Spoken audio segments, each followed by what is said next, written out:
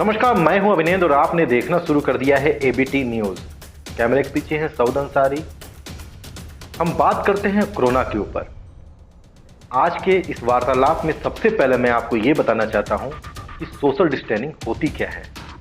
एक ग्राफिक्स मैं दिखाऊंगा और उस ग्राफिक्स से आप समझिएगा कि आपको सोशल डिस्टेंसिंग मेंटेन कैसे करनी है। सरकार ने पूरे देश में 21 दिनों के लिए लॉकडाउन कर दिया है और इस लॉकडाउन में ज़रूरत की चीज़ें आपको मिलेंगी, लेकिन उन ज़रूरत की चीज़ों को लेने के लिए भी एक तरीका होना चाहिए और वो तरीका कैसे आपको अपनाना है इस ग्राफिक से आप समझिए। दिसंबर 2019 में चीन के वुहान शहर से शुरू हुआ कोरोना वायरस बहुत बड़ी लापरवाही के कारण पूरे विश्व में फैल गया और मार्च 2019 आते आते तक इसने लाखों लोगों को अपनी चपेट में ले लिया।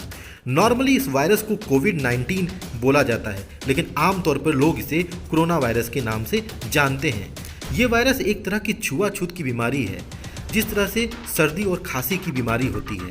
मान लीजिए कि किसी ने आपके सामने छींका और वो वायरस उसकी छींक की वजह से सीधे आपके उंगलियों पर आ गया और उस उंगलियों को आपने अपनी आँख और नाक पे लगाया तो वो वायरस आपके शरीर में चला गया, जिससे आप बीमार और बहुत बीमार हो गए।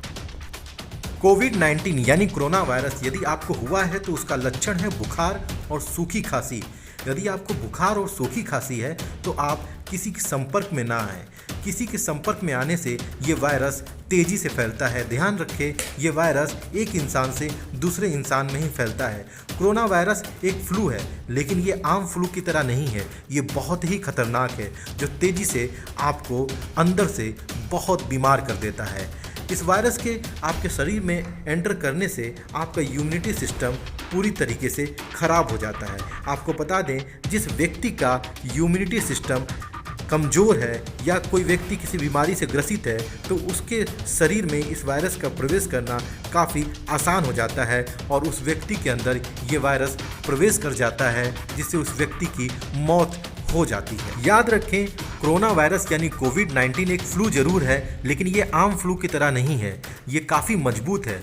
डॉक्टरों के अनुसार ये बैक्टीरिया का एक झुंड है जो आम फ्लू के मुकाबले तेज़ी से फैलता है। ऐसी स्थिति में आप भीड़ भाड़ वाली जगहों पर जाने से बचें। यदि आप भीड़ भाड़ वाली जगहों पर जाते हैं और कोई वहां पर इस वायरस से इन्फेक्टेड हुआ तो ये वायरस आप तक भी पहुंच जाएगा और आप भी इन्फेक्टेड हो जाएंगे। इसलिए भीड़ भाड़ वाली जगहों पर ना जाएं और एल्कोहल युक्त सैनिटाइज़र और मास्क जैसे उपकरणों का प्रयोग करें। चूँकि ये वायरस बहुत ही खतरनाक है, इसलिए इससे बचना बहुत ज़रूरी है और इसे बचाव करने के लिए आपको कई सारे तकनीक का उपाय करना पड़ेगा। इससे खुद भी प्रभावित ना हो और ना ही दूसरों को प्रभावित करें। क्या करें? अपने हाथों को साबुन से बार बार धोएं। थोड़ी थोड़ी देर पर अपने हाथों को साबुन से धोते रहें ताकि ये वायरस आपके हाथों से हट जाए। यदि ये वायरस आपके हाथों में चिपका रहेगा तो ये आपके शरीर में चला जाएगा और आपको बीमार और बहुत बीमार कर सकता है। ध्यान रखें, इन्फेक्टेड हाथों से अपने आँख या मुंह को ना छुएं। यदि आपने ऐसा किया तो आपके आँखों से और मुंह के द्वारा ये वायरस आपके शरीर में जाने की पूरी संभावनाएं हैं। ना एक दूसरे को गले लगाएं, ना ही एक दूसरे से हाथ मिलाएं। अगर आप ऐसा करते हैं और किसी के अंदर ये संक्रमण हुआ तो आप तक ये फैल सकता है। ये भी ध्यान रखें कि यदि आपको ऐसी किसी भी प्रकार की कोई भी फीलिंग होती है तो अपने डॉक्टर या प्रशासन से ज़रूर संपर्क करें। आपको पता है कि ये संक्रमण पूरे विश्व में फैल चुका है और पूरे विश्व में कई सारे देशों ने अपने यहाँ लॉकडाउन किया है ताकि इस संक्रमण को रोका जा सके। हिंदुस्तान में भी लॉकडाउन किया गया है। डॉक्टर अपनी ड्यूटी पे हैं और वो पूरा ख्याल रख रहे हैं। याद रखें, आपको ये भी ख्याल रखना है कि यदि सरकार ने ज़रूरत की चीज़ों को खरीदने के लिए कुछ दुकानों को खोलने की अनुमति दी है तो यदि आप उस दुकान पर उस सामान लेने के लिए जाते हैं तो आपको एक दूरी मेंटेन करनी है। आपस में कम से कम 6 फीट की दूरी बनाए रखें ताकि आप इस वायरस से बच सकें। ध्यान रखें, आपके सहयोग से ही आप खुद को और अपनों को सुरक्षित रख सकते हैं।